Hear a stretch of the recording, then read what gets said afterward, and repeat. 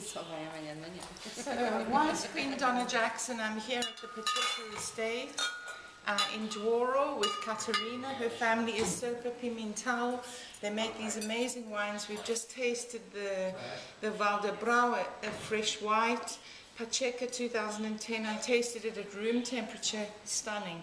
Lovely passion fruit note, a little bit of pineapple, lovely tropical notes, great with fish or anything rich.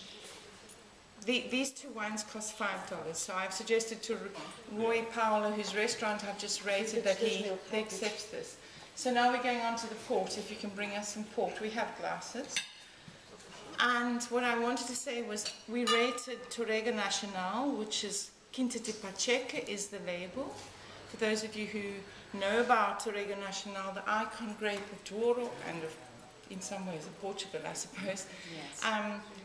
It's a single varietal, it's fabulous. This is a 2007 and that's what we're tasting here, and it's just stupendous. And you can wait for the 2009. Yeah. I'm going to send to you. Well, the 2007 is Nectar of the Gods, and in 10 years' time this will be drinking even better.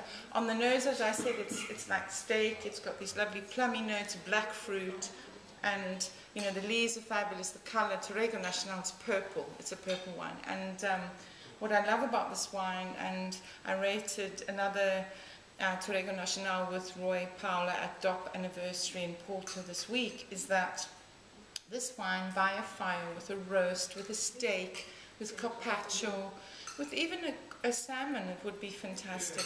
Rich, rich dishes of winter. But the other secret is this goes so fabulously with chocolate, because I've been having the best chocolate cake in the world. I've been spoiled here because I stay at the wine house here in Douro. They have fabulous accommodation. I'll show you around.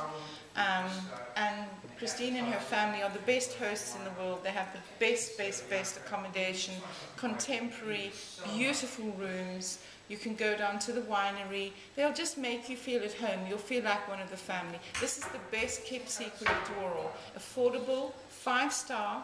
The only thing that is not 5-star about this place is the price. Really, the wines, 5. What is the Torrega Nacional? 15. 15. For $15, you're getting a wine that's equal to any Super Tuscan, that's equal to anything from Mendoza that's top class, Chile, for a fraction of the price. So, Christina's sister is the winemaker here, Serpa Pimental family, and now this is our dear waiter Andre Almeida, who's helping us.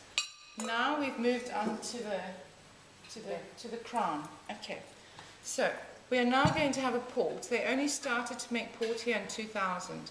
2000 port from this family is a dream. It pairs so beautifully with the best chocolate cake they make here, with proper homemade pistachio ice cream.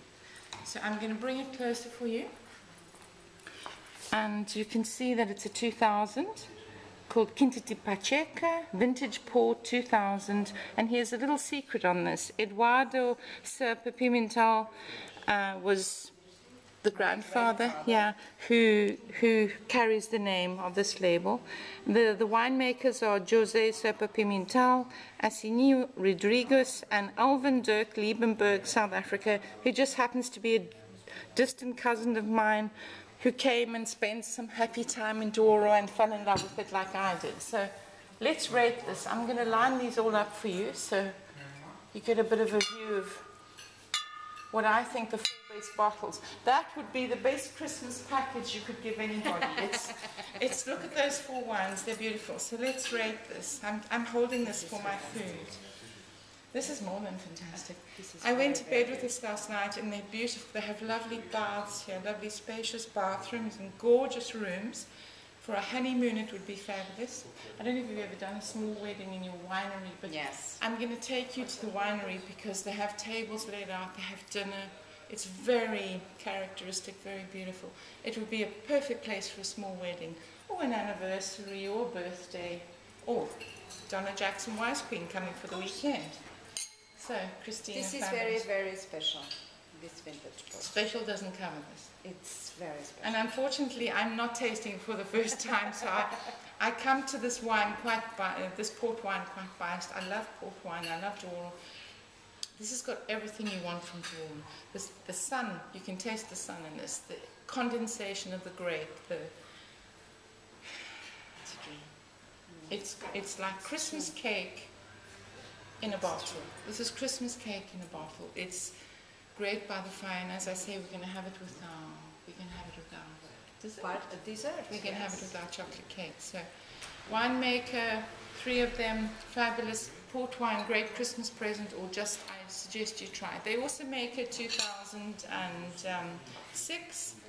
2006, LBV. also great LBV, but this vintage is one of a kind and fabulous. And so let me just show you around the room quickly. So, chin chin, let's have this. I love this. And we're very fortunate to have the family and the winemaker family here. Serpa Pimental. So, when did your family first start here? When my great grandfather he started in 1903, so in the Quite a bit beginning before 2000.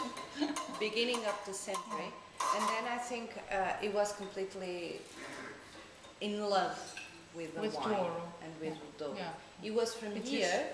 He was from here, but Yeah.